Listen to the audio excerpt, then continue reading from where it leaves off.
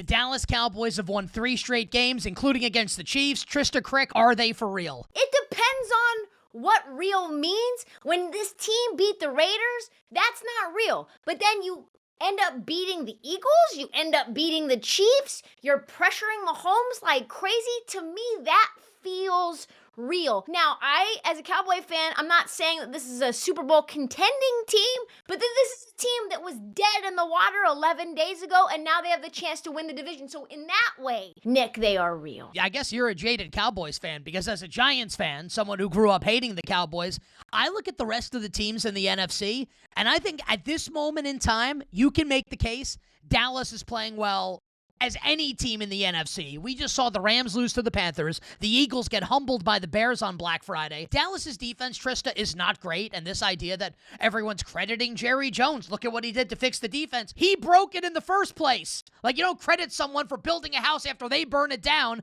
but the defense is about average right now, maybe very slightly above average, and you couple that with a badass offense and Dak's playing unbelievable. Trysta, I actually do think the Cowboys are for real right now. I guess really the question is it too late for Dallas in the hole they dug themselves in? I hear what you're saying, Nick, but I actually want to just challenge you here, because I actually think the defense could be better right now after the Quinton Williams trade than they were with Micah Parsons. This Dallas team was allowing running backs to gash them down the middle with Micah Parsons there. He can't do everything. You don't get rid of Micah Parsons and the defense becomes better. The defense is not better without Micah Parsons. Now, it's better than it was about 3 weeks ago, and they get players back from injury, which helps, obviously, and the offense is great, but I mean, come on. You should never have come to that. Never should have traded Micah Parsons. I think the recovery's been okay, but he put them behind the 8 ball to begin with. Yeah, I guess, but $40-something million for Micah Parsons and a below-average defense with Micah Parsons. He's the best rusher in the league. That's how much that's the cost of doing business.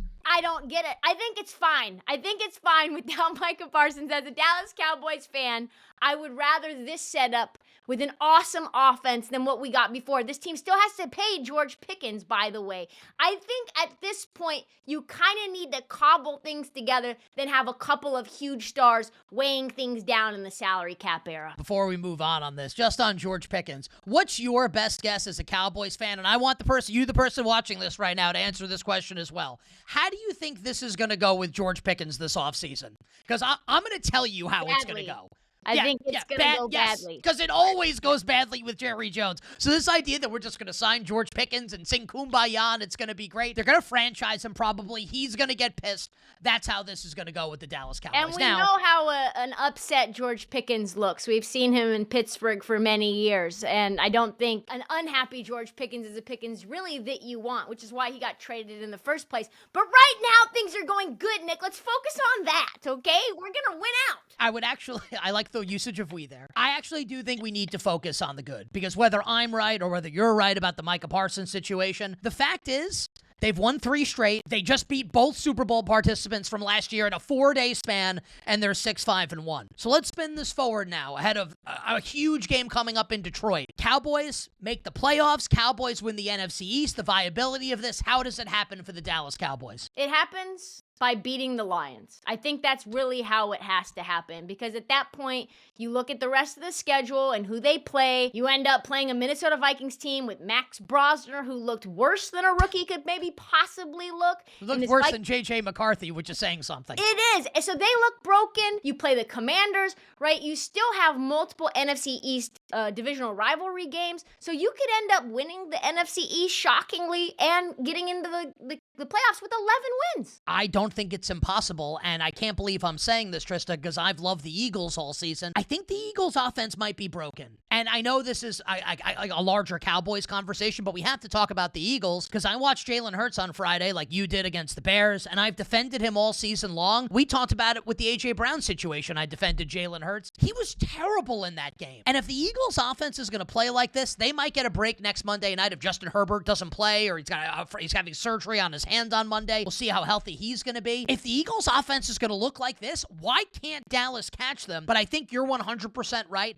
They absolutely non-negotiable have to beat the Detroit Lions coming up this week. Have to. And in terms of like the way that the Eagles played against Chicago, there's a lot of Chicago fans that are going to say, oh, credit the defense for getting healthy and making this really good Eagles offense look pedestrian. But no, we know that the truth is that the Eagles offense has looked pretty pedestrian all year. Very one note, very what the hell are they doing? Very where's A.J. Brown? And we finally have A.J. Brown, but that's pretty much all they had last weekend. So yeah, I think at this point, offensively, the way Dallas has looked, they can beat anybody on the board with just a mediocre defense. I'll still take the Philadelphia Eagles to win the NFC East just because they have like a decent lead over Dallas right now, about a game and a half with not that many games to play. Who do you think at the end of the day wins the NFC East, Eagles or Cowboys? As a jaded Cowboys fan, I'm going to have to say the Eagles, but listen, everything is in play. You said something just now that I think is so spot on, which is with an average defense,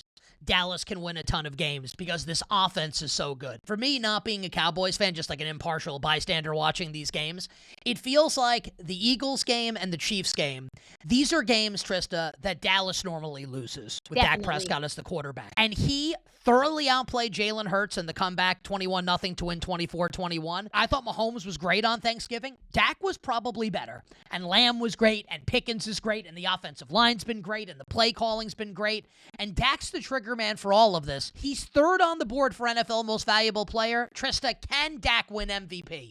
Yeah, they have to absolutely win out. But what we've seen from Dak has been exactly what all of the critics have said that they want to see from him. Not just the gaudy numbers, because those have happened. We've seen the gaudy numbers come from Dak. But big boy throws in crucial, clutch, pressure-filled moments. And a lot of that, I think, has to do with Schottenheimer, right? And like these very creative play calls that he's running, and very aggressive as well. Something that Mike McCarthy would have never dreamed him and his watermelon to call. But like Dak still has to make the throws, and he's putting them on the number. And obviously CD and George are elite, and so that helps as well. But like again, Dak's got to do the work, and the throws have been chef's kiss. And if you want to bet Dak to win MVP, third on the board right now, I think you need Dallas to win out. They absolutely have to win the NFC East. You need the Rams to take another loss or two, the Patriots to take another loss or two to knock Stafford and Drake May down a little bit. Not impossible for Dak to win. And just because I think this is an interesting thought exercise here as we're about to enter week 14 of an 18-week NFL regular season. I'm going to give you NFC quarterback playoff contender. You tell me if you'd rather have Dak Prescott or this quarterback. Are you ready? I'm ready. Dak Prescott or Jalen Hurts? Right now? Dak. Right now. I love Jalen Hurts. I don't think it's close. It's Dak Prescott. Dak Prescott or Jared Goff? I mean, without Ben Johnson, these Lions look lost. I think it has to be Dak. I think it has to be Dak as well. Dak Prescott or the quarterback of the number one seed right now in the NFC, the Chicago Bears, Caleb Williams. Oh, I think that's not close. I think it's Dak, yeah. Dak or Jordan Love? Dak. Dak or Baker Mayfield? Dak. Dak or Sam Darnold? That's a close one, actually. Dak, though. I don't think it's close. I'll take Dak. Dak or Brock Purdy? Dak. And here's the tough one. Dak or Matthew Stafford? I'd probably still go Matthew Stafford by a hair. It's really close. And when you think of things in those terms, and if you acknowledge what Trysta said, and I acknowledged it, is right, that if Dallas can get average play from the defense, the offense with Dak is good enough that they can beat anybody. Now I think we can start thinking about the Dallas Cowboys in a different way, Trysta. And like Jimmy Johnson said in the early 90s, I don't want to say it. How about them Cowboys? Maybe they do make a run. How about them Cowboys, Nick? How about them? It makes me want to throw up.